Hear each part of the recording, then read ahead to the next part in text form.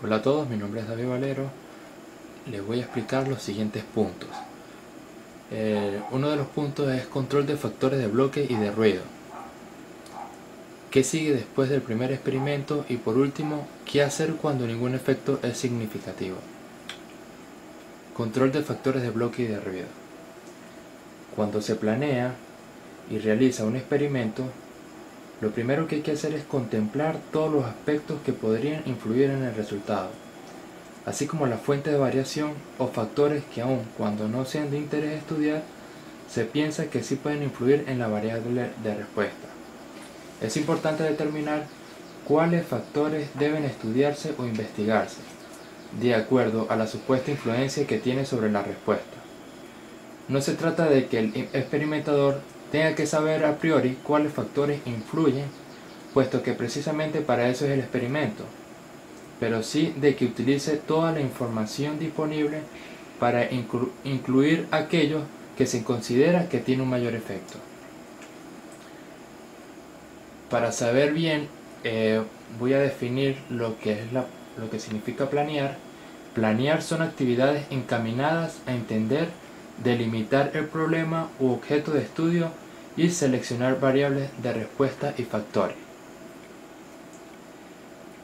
El experimento es un cambio en las condiciones de operación de un sistema o proceso, que se hace con el objetivo de medir el efecto del cambio de una o varias propiedades del producto o resultado. Y las variables de respuesta, a través de estas variables se conoce el efecto o los resultados de cada prueba experimental. El experimentador, para él es indispensable usar un uso de software. Puede ser R o puede ser Minitab, que son programas que sirven para el uso de experimentos y estadísticas.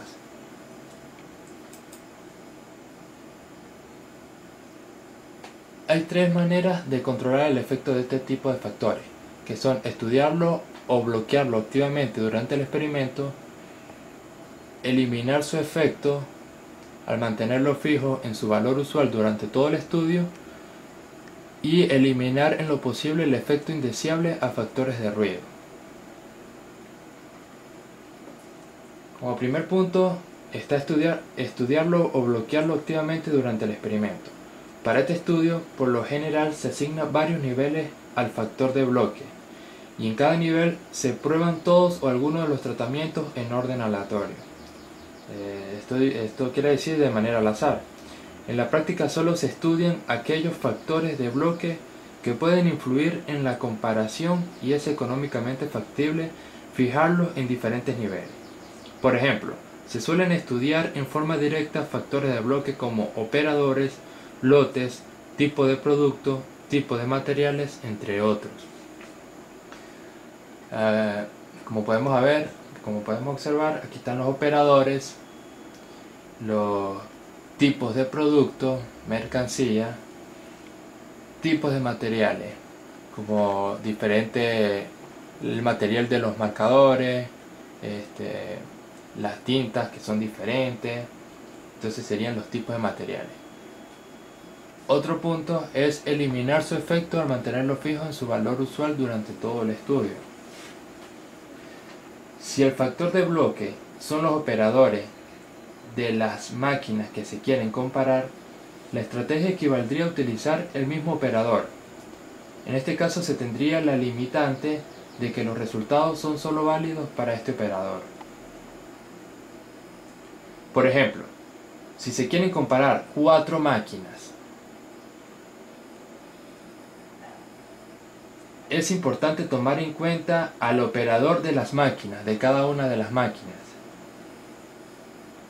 En especial si se cree que la habilidad y los conocimientos del operador pueden influir en el resultado. Una posible estrategia del factor operador sería que un mismo operador realizara todas las pruebas del experimento.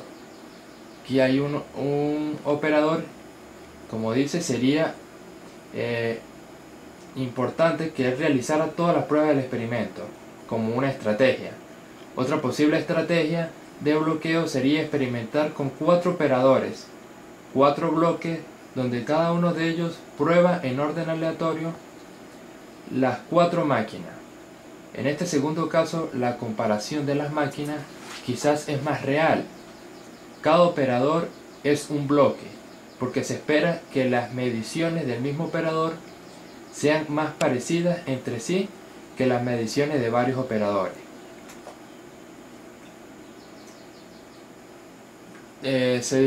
Definiré lo que significa bloquear o bloqueo, que es eliminar o tomar en cuenta en forma adecuada todos los factores que pueden afectar las respuestas observadas.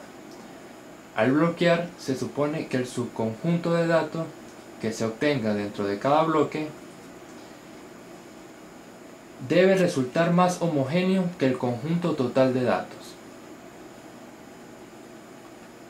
Como tercer punto está eliminar en lo posible el efecto indeseable de factores de ruido. Se aplica el principio de aleatorización. Este principio hace que el posible efecto de este factor se reparte equitativamente en todos los tratamientos. Al eliminar un factor de ruido de esta manera, no es posible medir su posible efecto, pero este es el último y único recurso cuando es muy costoso mantenerlo fijo o considerar varios niveles en dicho factor.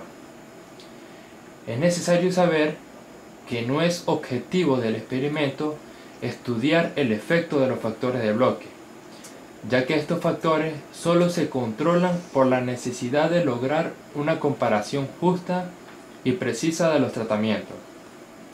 Cuando se decide no controlar de ningún modo un factor de bloque y se deja actuar libremente durante el experimento, por considerar que no tiene efecto, se convierte en un factor de ruido que meterá algún efecto al experimento que se espera sea pequeño.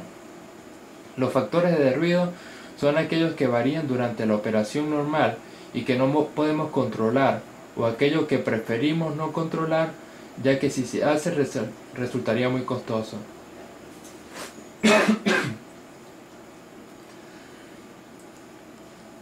La eficiencia del combustible, los cambios de presión, la maniobrabilidad, entre otros, se desvíe de su valor objetivo, se llaman factores de ruido. Los factores de ruido causan variación y pérdida de calidad. Como se puede ver en esta parte, los factores de ruido son factores no controlables. Cuando no se puede controlar, eso causa un ruido en el efecto, y a veces controlarlo resulta muy costoso. Entonces, por eso esta imagen.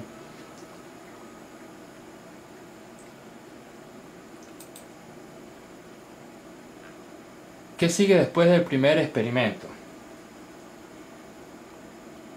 Muchas veces, aunque el experimento se haya planeado y realizado bien, este no es definitivo ni concluyente, en el sentido de que siempre quedan cuestiones pendientes.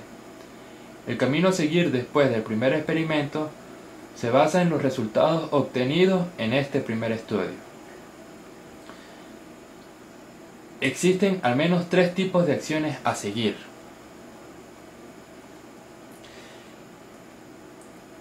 Antes de explicar las acciones a seguir, como ya habíamos visto anteriormente, el experimentador es indispensable tener un uso de software, usar un software, que esto le va a dar información que me va a permitir tener resultados en un primer experimento, en un primer estudio. Los tres tipos de acciones a seguir son: el estudio se planea para desarrollarse por etapas con muchos factores. El estudio se planea para desarrollarse por etapas con pocos factores y se comete algún error de planeación.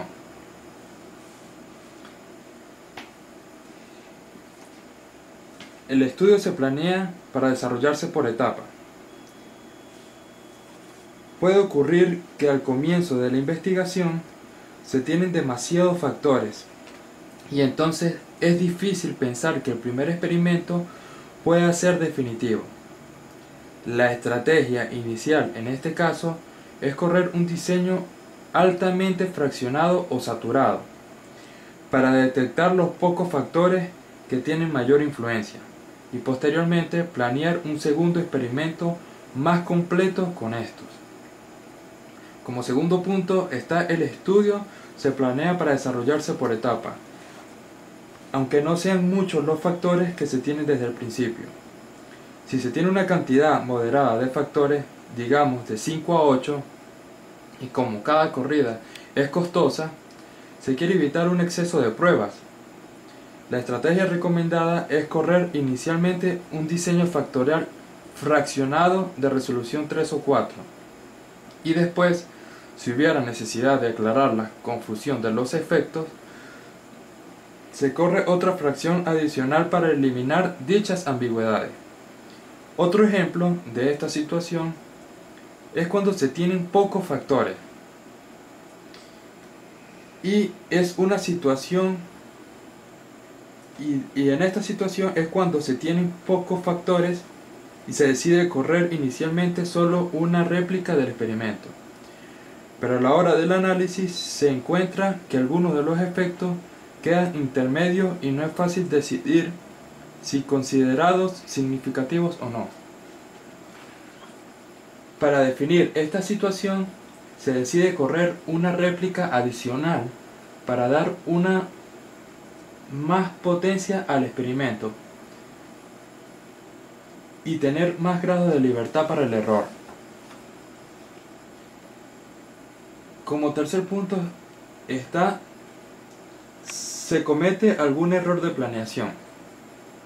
En ocasiones, la necesidad de volver a experimentar se debe a una planeación inadecuada del primer experimento. Un error frecuente es dedicar poco tiempo a la etapa de planeación. Por ejemplo, un error crítico y muy común es seleccionar de manera inadecuada el ancho entre los niveles de los factores, que solo se corrige corriendo otra vez al experimento o una parte de este. Otro error es no haber incluido o no controlar adecuadamente un factor que tiene un efecto potencialmente importante. Es necesario aprender de este tipo de errores y diseñar un nuevo experimento de una mejor manera.